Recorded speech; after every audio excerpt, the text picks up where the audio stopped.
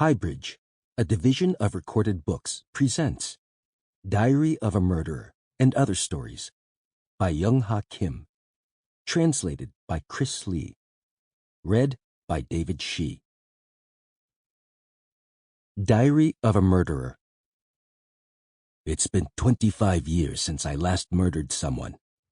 Or has it been 26? Anyway, it's about that long ago. What drove me back then wasn't, as people usually assume, the urge to kill or some sexual perversion. It was disappointment. It was hope for a more perfect pleasure.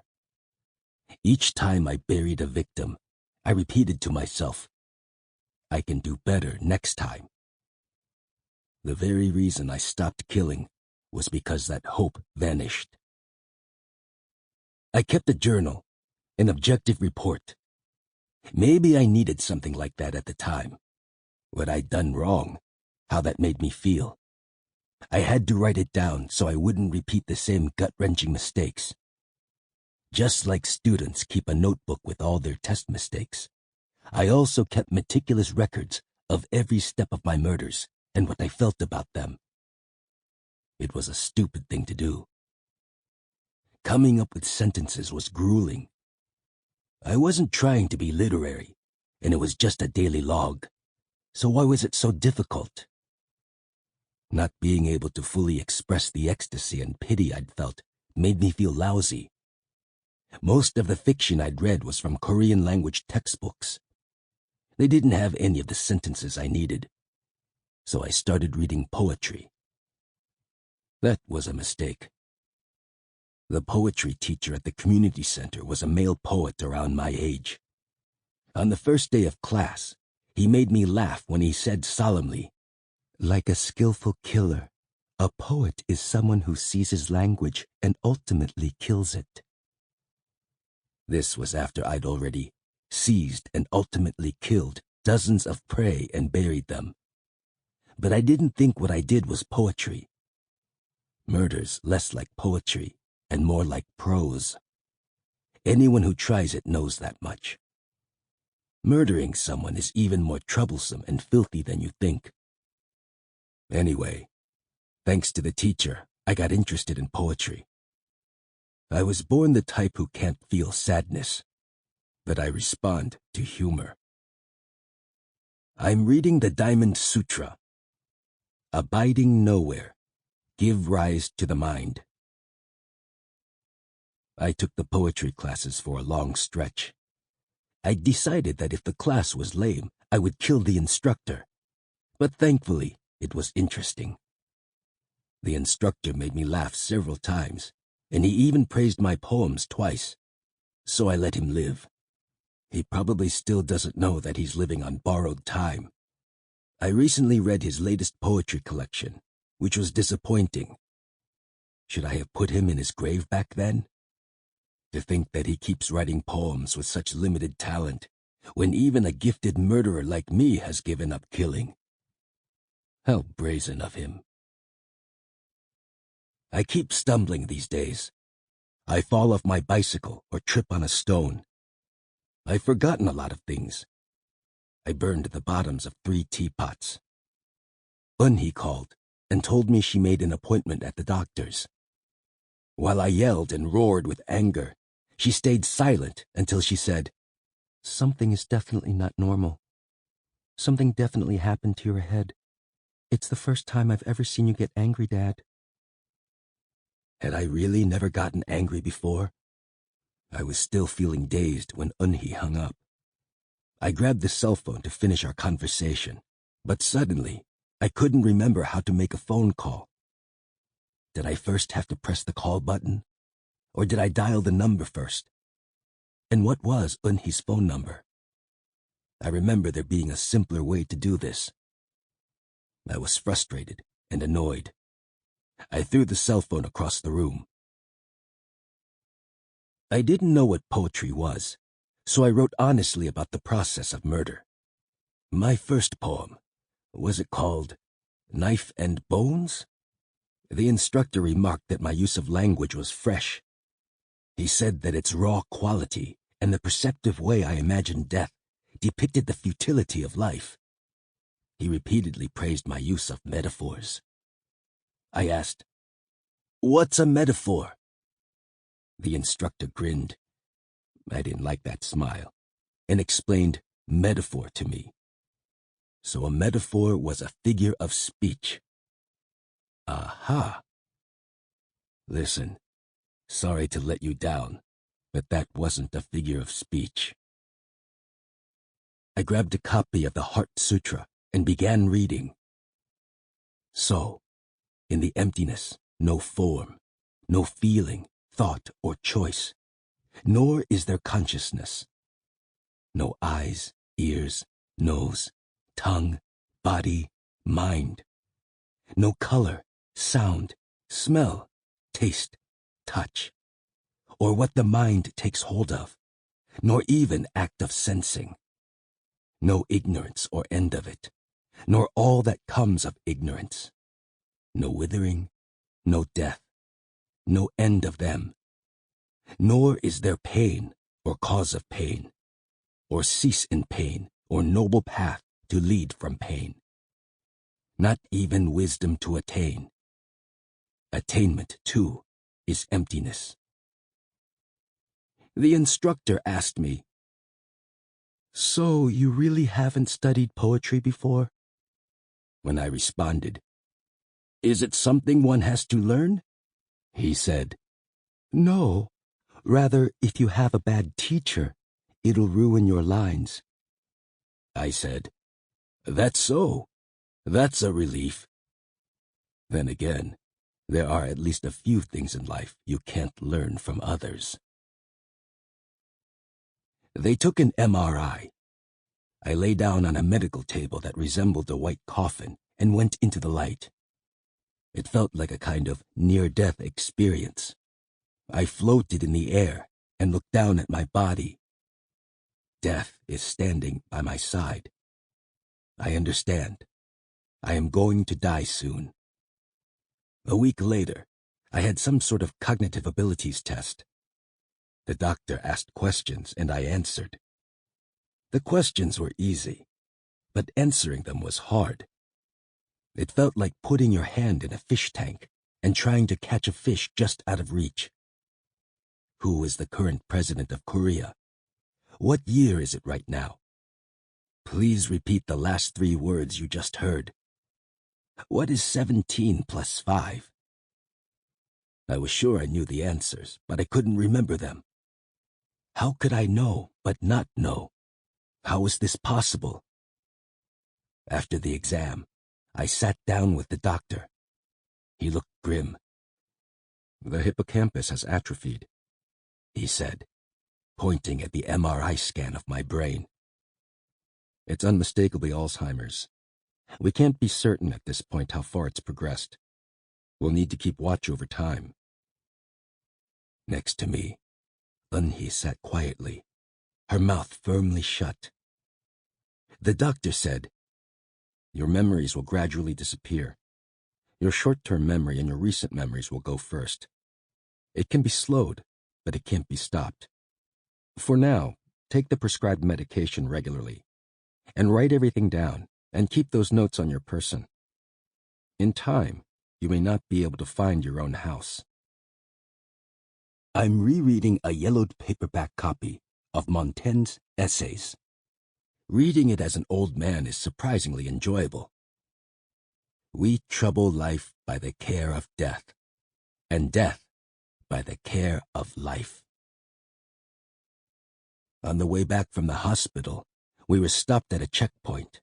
The policeman looked at Eun-hee and me like he knew us, then sent us off. He was the youngest son of the village association leader. He said, "We're running a checkpoint because there's been a murder.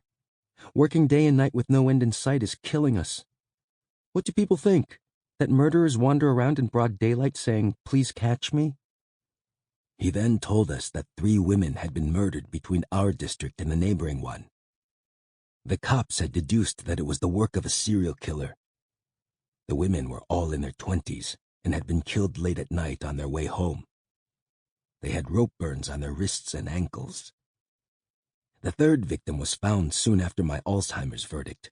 So naturally, I asked myself, am I the murderer? At home, I flipped through my wall calendar and checked the suspected dates. I had foolproof alibis. I was relieved it wasn't me, but I didn't like knowing that someone was kidnapping and killing in my territory. I warned Unhi that the murderer could be lurking among us. I told her what precautions to take, and never to be out alone late at night. It would be over for her as soon as she got into a man's car, and it was dangerous to walk with headphones on. "Please don't worry so much," she said. At the front door, she added, "It's not as if murders happen every day." These days, I write everything down. There are times when I find myself somewhere unfamiliar and stay confused until I get back home, thanks to the name and address tag hanging from my neck. Last week, someone took me back to the local precinct. The policeman greeted me with a smile. He said, "Sir, it's you again." "You know me?" "Of course. I probably know you better than you know yourself." "Really?" "Your daughter's on her way. We've already contacted her." Unhi graduated from an agricultural college and was hired by a local research center. She works on improving crop varieties. Sometimes she takes two different varieties and grafts them to create a new species. She practically lives at the research center in her lab coat and occasionally pulls all-nighters.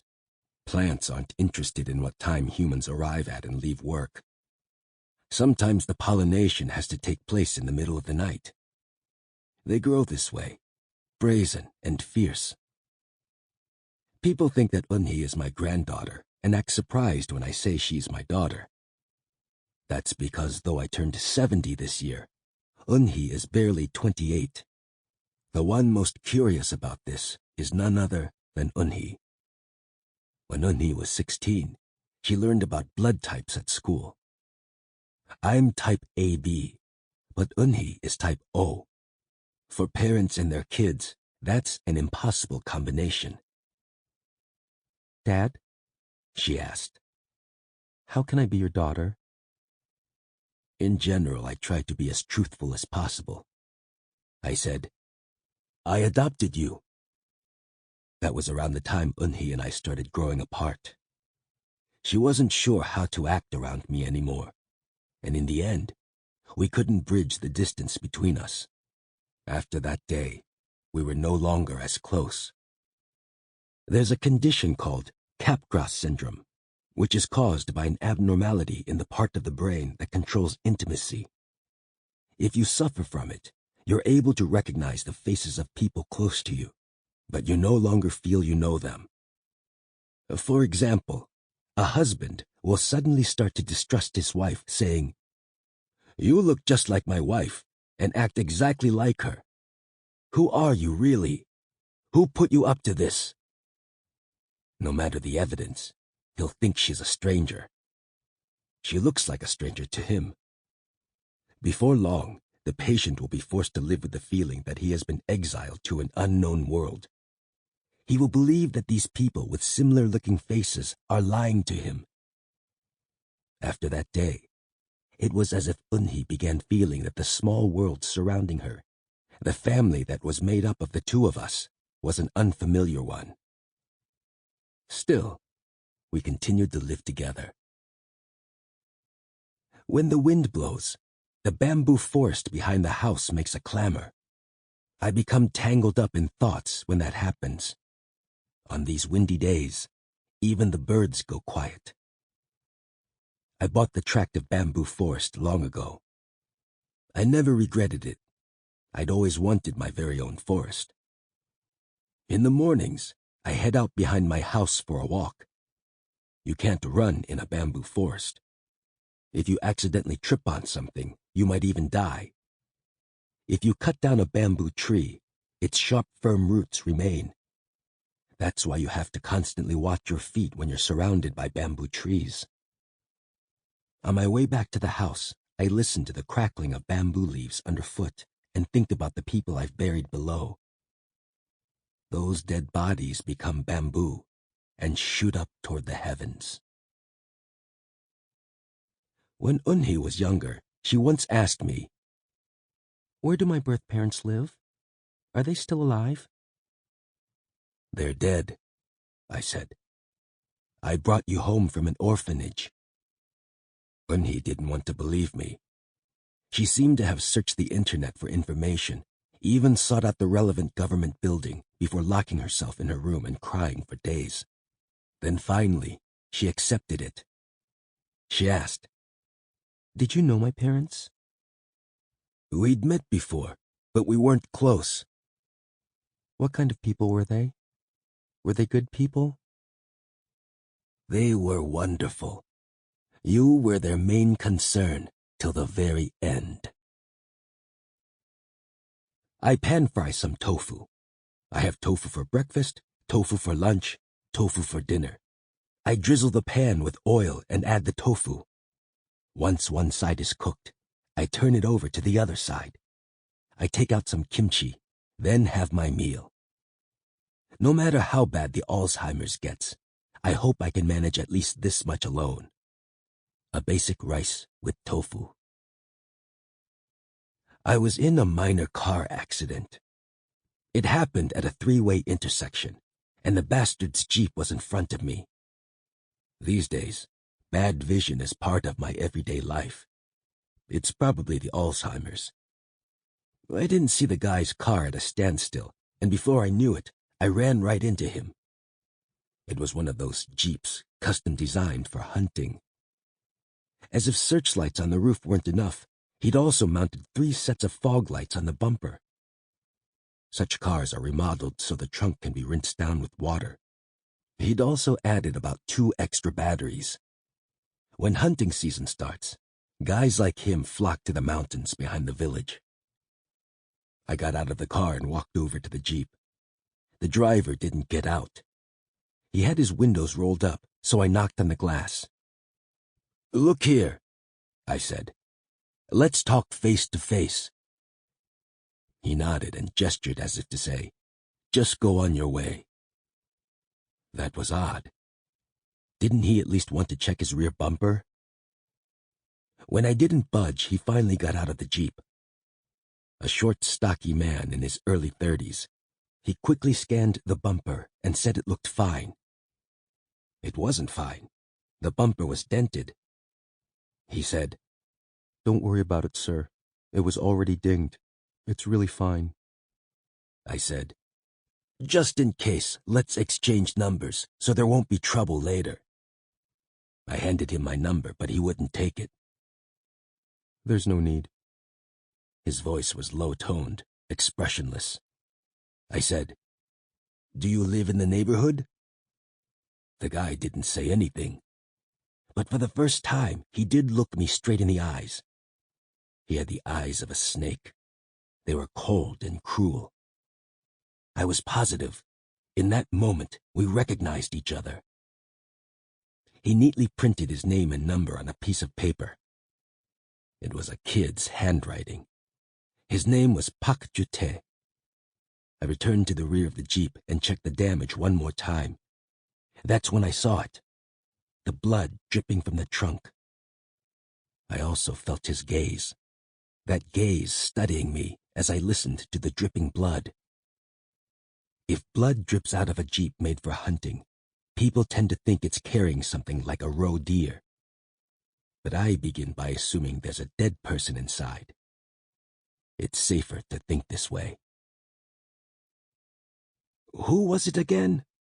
A Spanish writer, or was it an Argentinian?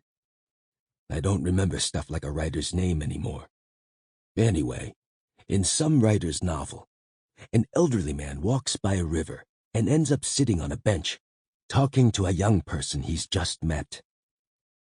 Only later does he realize what's happened. The young person he met by the river is actually himself. If I had the chance to meet my younger self, would I recognize him? Unhi's mother was my last offering. On the way back from burying her, my car crashed into a tree and flipped over. The police said that I was speeding and had lost control around a curve.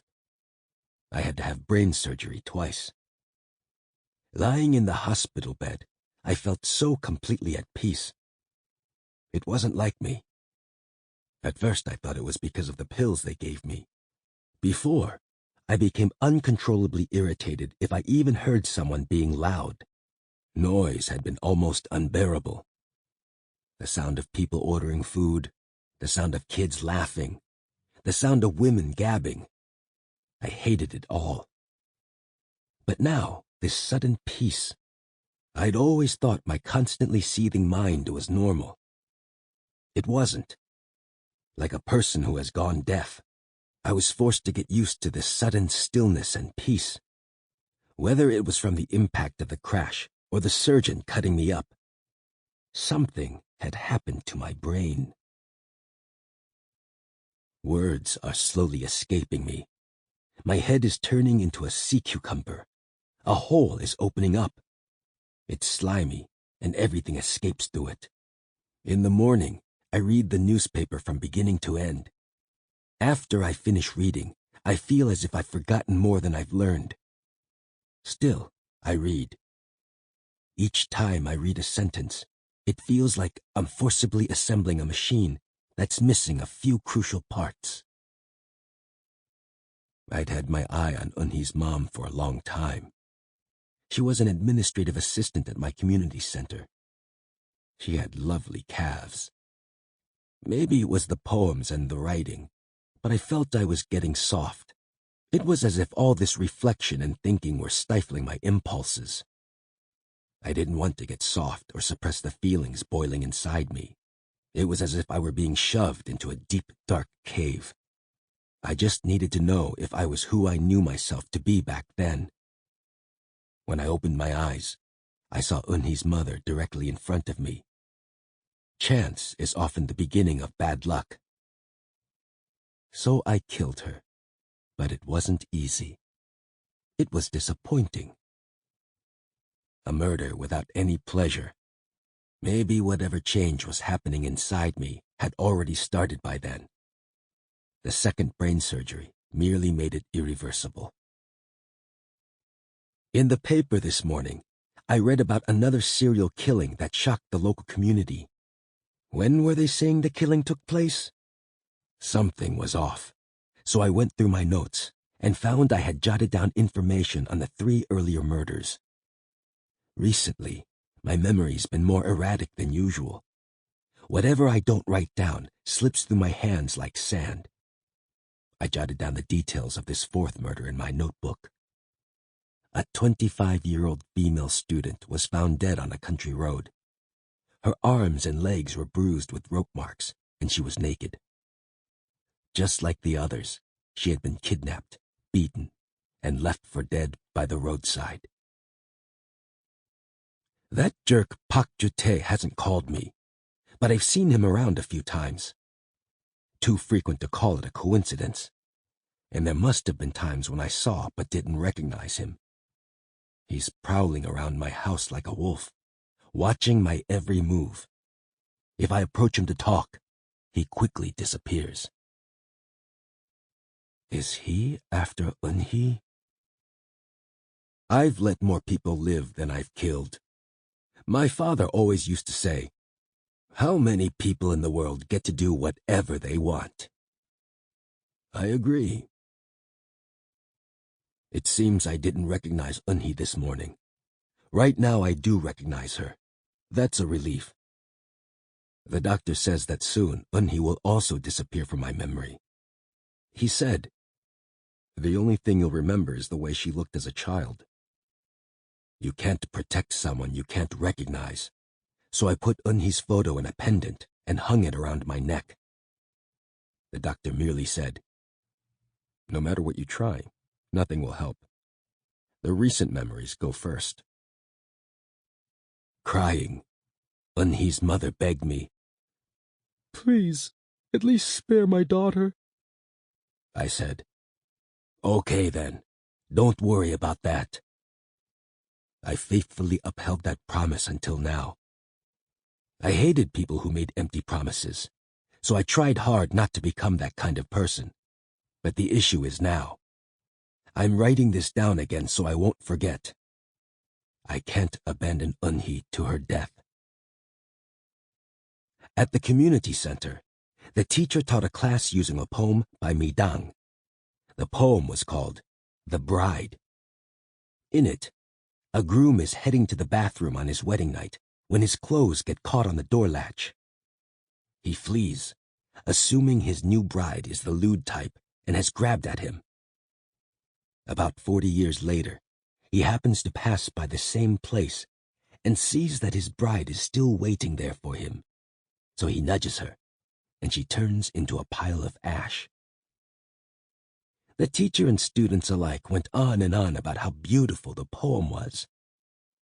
I read it as a poem about a groom who kills his bride on their wedding night, then runs away. A young man and a young woman, and a dead body. How could you read it any other way? My name is Kim Byung-soo. I turned 70 this year. I'm not afraid of death, and I can't stop from forgetting. If I forget everything, I would no longer be the person I am now. If I can't remember who I am now, if there turned out to be an afterlife, how would that still be me? So it doesn't matter. These days, only one thing occupies me, keeping Eunhee from getting killed before I completely lose my memory. The karma and the pratyaya of this life. My house is at the foot of a mountain, with its back turned from the main road, so passing hikers easily overlook it. Those on their way down are more likely to discover the house than those going up. A large temple stands at the summit, and some people assume my house is a hermitage or temple lodging. There's the occasional dwelling a few hundred feet down the road. A couple with dementia lived in what the neighbors called the apricot tree house. At first, it was just the husband who had dementia, but not long after, his wife received the same diagnosis. I don't know what others thought, but the couple did fine. Whenever I ran into them on the street, they would put their hands together respectfully and greet me. I used to wonder, who did they think I was? At first, they thought they were living in the 1990s, but in their final years, they traveled back to the 70s, meaning they returned to a time when one wrong word could get you imprisoned, a period of emergency measures and the so-called Macaulay security law. So when the two ran into strangers, they became guarded and cautious. To them, all the villagers were now strangers, and they found it bizarre that these unfamiliar people were constantly coming and going around them. Then it got to the point where the couple stopped recognizing each other. That was when their son showed up to put the old couple in a nursing home. One day, I happened to pass by their house and witnessed the couple on their knees in front of their son, begging him to spare their lives, saying, "Please don't kill us. We're not commies, we swear." They seemed to have confused their son, who'd shown up wearing a suit, with a National Intelligence Service agent. The couple, who could no longer recognize each other, united in front of their son. The son alternated between being furious and tearful, until the neighbors stepped in and forced the old couple into the car that drove them away. That could be my future. Eunhee keeps asking me, "Why? Why are you like this? Why can't you remember? Why aren't you trying?" To Eunhee, I must be the very definition of strange. Sometimes she thinks I'm purposely making things difficult for her. She says I'm pretending not to know things, just to see how she will react. She says that I seem far too calm. I know Eunhee cries alone when she shuts the door behind her. Yesterday, I overheard her speaking on the phone with a friend. She said she was losing her mind. She said, "He's not the same person. He's a different person today and different tomorrow.